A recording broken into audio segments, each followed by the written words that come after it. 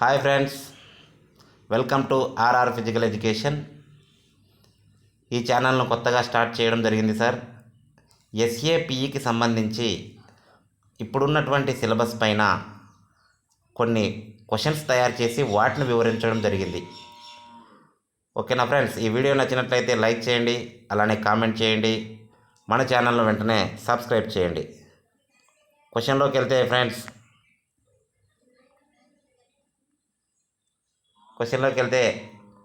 RR physical education నుంచి first question, వ్యక్తి యొక్క నడకలో ఈ ఎముక ముఖ్య పాత్ర వహిస్తుంది అని క్వశ్చన్ ఇచ్చాడు. కింద ఆప్షన్లు చూస్తే ఒకసారి క్యాల్కేనియస్, అలానే ఫీమర్, అలానే నావికులర్, అలానే టిబియా అనే ఆప్షన్ ఇచ్చాడు.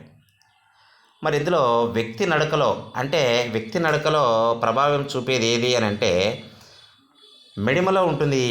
ఈ ఎముక మీద ఆధారపడి ఉంటుంది. ఒక వ్యక్తి నిలబడాలన్నా లేదా అతడు కుప్ప కూలిపోవాలన్నా అన్నటువంటిది. ఆ ఎముక ఏంటి అని అంటే క్యాల్కేనియస్ ఎముక. ఓకేనా. ఈ ఫీమర్ ఎముక అనేది శరీరంలో అతి పొడవైన మరియు అతి గట్టి ఎముక. ఓకేనా. ఈ నావికులర్ అనేటువంటి ఎముక మెడిమ దగ్గర ఉన్నటువంటి యాంకిల్ దగ్గర ఉండేటువంటి బోన్. మరియు టిబియా ఉంది ఆప్షన్ 4లో. ఈ టిబియా అనేది ఫీమర్ తర్వాత అతి పెద్ద ఎముక. దీన్నే చిన్ బోన్ అని కూడా పిలుస్తారు. ఓకేనా. నెక్స్ట్ రెండవ క్వశ్చన్, రిసీడింగ్ ఏ క్రీడకు సంబంధించింది? రిసీడింగ్ కింద ఒకసారి చూస్తే lawn tennis, టెనికోయిట్, kho kho, soft ball అని ఇచ్చాడు. మరి రిసీడింగ్ అనేటువంటిది ఏ క్రీడకు సంబంధించింది అని అంటే రిసీడింగ్ అనేటువంటిది ఖోఖో ఆటకు సంబంధించినటువంటి అంశం. అంటే రిసీడింగ్ అంటే ఏంటి అంటే కవర్ చేసిన ప్రదేశాన్ని మళ్ళీ కవర్ చేయడం అని అర్థం. అంటే ఇది ఫౌల్గా మనం పరిగణించవచ్చు. ఓకేనా. నెక్స్ట్ లాన్ టెన్నిస్, టెన్నికాయిడ్, సాఫ్ట్ బాల్కు సంబంధించి టర్మినాలజీ కొంచెం వేరుంటుంది. లాన్ టెన్నిస్లో చూస్తే డ్యూస్ అని, ఏస్ అని. ఓకేనా. ఇక్కడ స్కోరింగ్ విధానం కూడా కొంచెం డిఫరెంట్గా ఉంటుంది. లాన్ టెన్నిస్లో లెట్ అని అనేటువంటి అంశాలు ఉంటాయి. టెనికాయిట్లో ఏముంటాయంటే స్క్వీజింగ్. ఓకేనా ఫ్రెండ్స్, ఇలాంటి అంశాలు ఉంటాయి. సాఫ్ట్ బాల్లో అయితే ఫ్లై బాల్, అలానే ట్యాగ్డ్ అవుట్, ఇలాంటి అంశాలు ఇందులో ఉంటాయి. ఈ మధ్యనే 2018 డిఎస్సిలో ఒక క్వశ్చన్ ఇచ్చాడు, ఎంజియోపాడీ అని. ఆ అంశం కూడా సాఫ్ట్ బాల్కు సంబంధించినటువంటి అంశం. మూడవ ప్రశ్న, తుంటిలోని ఎముకల సంఖ్య అని అడిగాడు. తుంటిలోని ఎముకల సంఖ్య అంటే తుంటి అంటే కటివలయం చిన్నప్పుడు మనకు 6 బోన్స్ ఉంటాయి. అంటే 3 జతల ఎముకలు ఉంటాయి. ఈ 3 జతల ఎముకలు ఒక జత ఎముకగా మారిపోతాయి. అందుకే వీటిని ఏమంటారు అంటే ఒక ఎముక మరొక ఎముకతో కలిసిపోతే దాన్ని ఇనామినేటెడ్ బోన్ అంటారు. తుంటి ఎముకను ఇనామినేటెడ్ బోన్ అంటారు. అంటే ఒకటి రైట్ కాక్సల్ బోను, లెఫ్ట్ కాక్సల్ బోన్గా ఏర్పడతాయి. ఒకవైపు మూడు ఎముకలు కలిసి లెఫ్ట్ అయితే ఇంకోవైపు రైట్గా ఏర్పడతాయి అన్నమాట. మొత్తం ఎన్ని ఎముకలు అని అంటే ఆన్సర్ వచ్చేసి మనం 2 ఇవ్వాలి. ఓకేనా. ఆన్సర్ వచ్చేసి 2 ఇవ్వాలి. ఓకేనా. నెక్స్ట్ టోర్నమెంట్, 4వ ప్రశ్న, టోర్నమెంట్ ఏ భాషా పదం? ఈ బిట్టుకు సంబంధించి చాలామంది మిస్టేక్ చేస్తున్నారు. అసలు టోర్నమెంట్ అనేది ఆంగ్ల భాషా పదం. టోర్నమెంట్ అనేది కంప్లీట్గా ఆంగ్ల భాషా పదం. ఈ టోర్నమెంట్ అనే పదం రావడానికి ఒక మూల పదం ఉంటుంది. ఆ మూల పదం ఏ భాషకు సంబంధించినది అంటే టోర్నమెంట్ డిరైవ్డ్ ఫ్రమ్ అన్నప్పుడు, అంటే టోర్నమెంట్ అనే పదం ఎక్కడి నుంచి వచ్చింది అన్నప్పుడు మనం ఫ్రెంచ్ భాషా పదం నుంచి వచ్చింది అని ఇవ్వాలి. అలానే సూపర్విజన్ అనేటువంటిది ఆంగ్ల భాషా పదం. ఆ సూపర్విజన్ అనేటువంటి పదము లాటిన్ భాషా పదాలు అనేటువంటి సూపర్ ప్లస్ విజియో అనేటువంటి 2 లాటిన్ పదాల నుంచి వచ్చింది. ఓకేనా, అర్థమైందని అనుకుంటున్నా. ఓకేనా ఫ్రెండ్స్. నెక్స్ట్ మనోవిజ్ఞాన శాస్త్రం అనగా, నెక్స్ట్ క్వశ్చన్ వచ్చేసి మనోవిజ్ఞాన శాస్త్రం అంటే సైకాలజీ అనేది దేనిని అధ్యయనం చేస్తుంది అని అడిగాడు.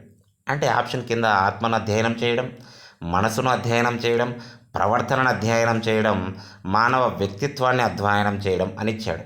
మరి ఆత్మ అంటే మనం ఆత్మని ఇంతవరకు చూడలేదు. మరి మనస్సు అంటే చూడలేదు.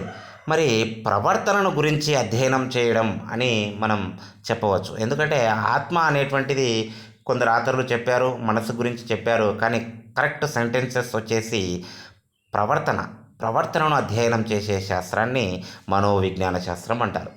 ఈ మనోవిజ్ఞాన శాస్త్ర పిత ఎవరో మీరు కామెంట్ రూపంలో తెలియజేయండి ఫ్రెండ్స్. నెక్స్ట్ 6వ ప్రశ్న. క్రింది వాటిలో ప్రత్యేక పాఠ్య ప్రణాళికలోని అంశము కానిది అని ఇచ్చాడు. అంటే ప్రత్యేక పాఠ్య ప్రణాళికలో ఏ అంశాలు ఉంటాయో మనం తెలుసుకోవాలి. మనకు 2 రకాలైనటువంటి ప్రత్యేక పాఠ్య ప్రణాళికలు ఉంటాయి. ఒకటి మేజర్ గేమ్స్కి సంబంధించినటువంటి లెసన్ ప్లాన్ ఒకటి, రెండవది వచ్చేసి ట్రాక్ అండ్ ఫీల్డ్ ఈవెంట్స్కి సంబంధించినటువంటి లెసన్ ప్లాన్ ఒకటి. మరి కింది వాటిలో ఆ రెండింటికి సంబంధించిన అంశాలు ఉంటాయి. ఆ అంశం కాకుండా వేరేది ఏదిందో చూసుకోవాలి. ఒకటే చాతుర్య బోధనా భాగము.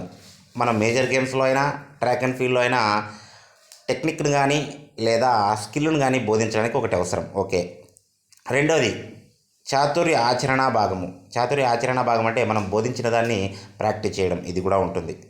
మూడోది వినోదాత్మక భాగము అనేటువంటిది ఈ యొక్క పర్టికులర్ లెసన్ ప్లాన్ అంటే ప్రత్యేక పాఠ్య ప్రణాళికలో ఉండదు. ఇది కేవలం ఎక్కడుంటుంది అని అంటే జనరల్ లెసన్ ప్లాన్లో మాత్రం ఉంటుంది, అంటే సాధారణ పాఠ్య ప్రణాళికలో మాత్రం ఉంటుంది.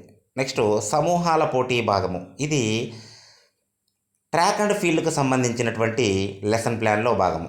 ఎందుకంటే ఒక స్కిల్ను బోధించిన తర్వాత దాన్ని ప్రాక్టీస్ చేయించిన తర్వాత వాళ్ళిద్దరి మధ్యన గ్రూప్ కాంపిటీషన్ అనేటువంటిది మనం పెట్టి వారి యొక్క సామర్థ్యాన్ని పెంచడానికి ఉపయోగపడుతుంది. ఇది టైం ఉంటే ఆడిస్తాము, లేదంటే లేదు.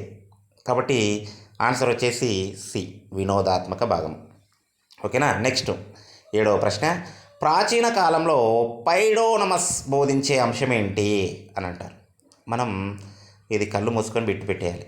ఎందుకంటే ఇది చాలా standard bit, very very important. Sparta కాలంలో అతి ముఖ్యమైనటువంటి అంశం ఏది అని అంటే క్వశ్చన్ లేకుండా కూడా ఆన్సర్ చేసే కెపాసిటీ ఉండాలి మన దగ్గర. అదే అగోగే. ఇది పబ్లిక్ బరాక్ నందు అందుబాటులో ఉంటుంది. ఇక్కడ 7 సంవత్సరాల నుంచి 14 సంవత్సరాల వయసులో పిల్లలు ఇక్కడ విద్యను అభ్యసించడం జరుగుతుందన్నమాట. వీరిని చూసుకునే వ్యక్తి ఎవరు అని అంటే పైడోనమస్. ఓకేనా. నెక్స్ట్ 8వ ప్రశ్న. లాసరేషన్ అంటే ఏంటి అడిగాడు. చర్మంపై బొబ్బలు అంటే ఏంటి అని అంటే మన శరీర భాగం రాపిడికి గురైనా లేదా వేడి నీరు కానీ వేడి ఆయిల్ కానీ శరీరంపై పడ్డప్పుడు అయ్యేటువంటి నీటి ప్యాకెట్లతో ఉన్నటువంటి సంచులను ఏమంటారు, నీటితో నిండిన సంచులను ఏమంటారు అని అంటే బొబ్బలు అని అంటాం. చర్మం రాపిడి అంటే ఏంటి అని అంటే శరీరంపై మనం అకస్మాత్తుగా ఏదైనా మనం కింద పడినప్పుడు మన శరీరం పై ఉపరితలం తొలగిపోవడాన్ని ఏమంటారు అని అంటే చర్మ రాపిడి అని అంటాం. చర్మం చీల్చుకొని విడడం. ఏదైనా ఒక పదునైన వస్తువు మన శరీరంలోనికి లోతుగా గుచ్చినట్లయితే దాన్ని చీల్చుకొని వెళ్ళడం అంటే లాసరేషన్ అంటారు. ఓకేనా. Okay friends. నెక్స్ట్ దీనికి ఆన్సర్ వచ్చేసి సి. 9వ ప్రశ్న. అందరి కోసం ఆటలు అనే నినాదం దేనికి సంబంధించింది అని అన్నాడు. దీనికి ఆప్షన్ చూడాల్సిన అవసరం లేదు. ఖచ్చితంగా ప్లేడే తర్వాత ఇంట్రామురల్. ఒకవేళ 2 ఆన్సర్ ఉంటే ప్లేడే మరియు ఇంట్రామురల్ 2 రైటే. కాబట్టి ఆన్సర్ వచ్చేసి 2 మరియు 3. 10వ ప్రశ్న. మానవుడు చేసే క్రియకు సంబంధించి పాల్గొనే కండరాల సంఖ్య కనీసం అన్నాడు. ఇక్కడ పదం కనీసం అనే పదాన్ని మనం బాగా గుర్తుపెట్టుకోవాలి. ఓకేనా. మానవుడు చేసే కదలిక ఏదైనా కావచ్చు, క్రియను కదలిక అంటాం మనం. ఈ క్రియలో పాల్గొనే కనీసం కండరాల సంఖ్య ఏంటి అంటే మనకు 2. ఒకటి, ఏదైనా ఒక పని చేసేటప్పుడు మనం ఒక కండరం ముడుచుకున్నట్లయితే ఆ కండరానికి సపోర్ట్గా ఇంకో కండరం ఏమవుతుందంటే వ్యాకోచిస్తుంది. ఒక కండరం సంకోచిస్తే మరొక కండరం వ్యాకోచిస్తుంది. ఓకేనా. ఫర్ ఎగ్జాంపుల్ మన చేతిని ఇలా ముడిచినట్లయితే బైసెప్స్ మజిల్ అనేటువంటిది ముడుచుకుంటుంది, ట్రైసెప్స్ మజిల్ అనేటువంటిది వ్యాకోచిస్తుంది. ఒక మజిల్ సంకోచిస్తే ఇంకో మజిల్ వ్యాకోచిస్తుంది అనమాట. ఓకేనా. అంటే ఆన్సర్ వచ్చేసి 2. 11వ ప్రశ్న. ఒక లక్ష్యం కోసం ఒకే సమయంలో అన్ని అంశాలను ఏకీకృతం ఒక లక్ష్యం కోసం అన్ని అంశాలను ఏకీకృతం చేయడం అంటే ఏంటి అని అంటే సమన్వయం, అంటే కోఆర్డినేషన్. మరి నమ్రత, range of movement in a joint. నమ్రత అంటే ఫ్లెక్సిబిలిటీ, వశ్యత. అలానే క్షమశక్తి అంటే ఏంటి అని అంటే ఏదైనా నీకు శక్తి ఉన్నంత వరకు ఒక యాక్టివిటీలో పాల్గొన్నప్పుడు ఆ శక్తి కోల్పోయిన తర్వాత కూడా వాటిని అధిగమించి అధిక కాలం పాటు యాక్టివిటీలో పాల్గొంటే దాన్ని క్షమశక్తి లేదా సహనం అని పిలుస్తాం. ఓకేనా. Next 12వ question. ఇండికా అనే గ్రంథాన్ని రచించిన వారు ఎవరు? ఇండికా అనే గ్రంథాన్ని రచించింది ఎవరు? కింద చూస్తే మెగాస్తనిస్, అరిస్టాటిల్, ప్లాటో, జాన్ డి అనే పేర్లు ఉన్నాయి. మరి ఇండికా అనే గ్రంథాన్ని రచించింది మెగాస్తనిస్. ఓకేనా. మరి అరిస్టాటిల్ను ఫాదర్ ఆఫ్ కిన్సియాలజీ అని అంటారు. మరి అరిస్టాటిల్ రాసినటువంటి పుస్తకాలను మీరు కామెంట్ రూపంలో తెలియజేయండి ఫ్రెండ్స్. 13వ క్వశ్చన్. డిస్కస్ అనే పదము ఆంగ్ల భాషా పదం. ఈ పదము గ్రీకు భాషా పదం నుంచి వచ్చింది. ఈ గ్రీకు భాషా పదం యొక్క అర్థం ఏంటి అని అంటే కింద ఆప్షన్లో తిప్పడం, తోయడం, పంపడం, విసరడం అనేటువంటి అంశం ఉంది. మరి దీనికి ఆన్సర్ వచ్చేసి విసరడం అనే అర్థం. ఓకేనా. Next 14వ question. అరిస్టాటిల్ ప్రతిపాదించిన క్రీడా సిద్ధాంతం. అరిస్టాటిల్ ప్రతిపాదించిన క్రీడా సిద్ధాంతం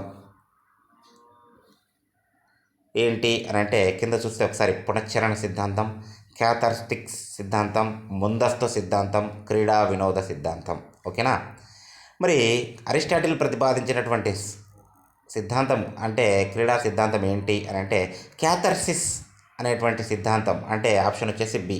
మరి పునశ్చరణ సిద్ధాంతాన్ని ప్రతిపాదించింది ఎవరు అని అంటే స్టాన్లీ హాల్. ఈ స్టాన్లీ హాల్ను మనం శిశు మనోవిజ్ఞాన శాస్త్ర పితగా చెప్పుకుంటాం. అలానే ముందస్తు యాంటిసిపేటరీ థియరీని ప్రతిపాదించింది ఎవరు? క్రీడా వినోద సిద్ధాంతాన్ని ప్రతిపాదించింది ఎవరు? కామెంట్ రూపంలో తెలియజేయండి ఫ్రెండ్స్. క్రీడా వినోద సిద్ధాంతం అనేటువంటిది 2018 డిఎస్కి బిట్టు రావడం జరిగింది. ఓకేనా ఫ్రెండ్స్. Next 15th question. 2024లో జరిగిన పురుషుల అంతర్జాతీయ 2020 కప్లో 2వ స్థానంలో నిలిచిన జట్టు అని అడిగాడు. మరి 2వ స్థానంలో నిలిచిన జట్టు ఏది అని అంటే ఫైనల్కి వచ్చేసరికి ఫైనల్లో గెలవడం భారత్ గెలిచేసింది. గెలిచిన ఏ జట్టుపై గెలిచింది అని అంటే సౌత్ ఆఫ్రికా. ఆప్షన్ వచ్చేసి సౌత్ ఆఫ్రికా. ఓకే ఫ్రెండ్స్, ఇలాంటి వీడియోలు మరిన్ని మీకు చేరాలన్నా మన ఛానల్ను వెంటనే సబ్స్క్రైబ్ చేయండి. వీడియో నచ్చినట్టయితే లైక్ చేయండి, అలానే కామెంట్ చేయండి, మన వ్యాయామ విద్యామిత్రులకు షేర్ చేయండి. Thank you friends.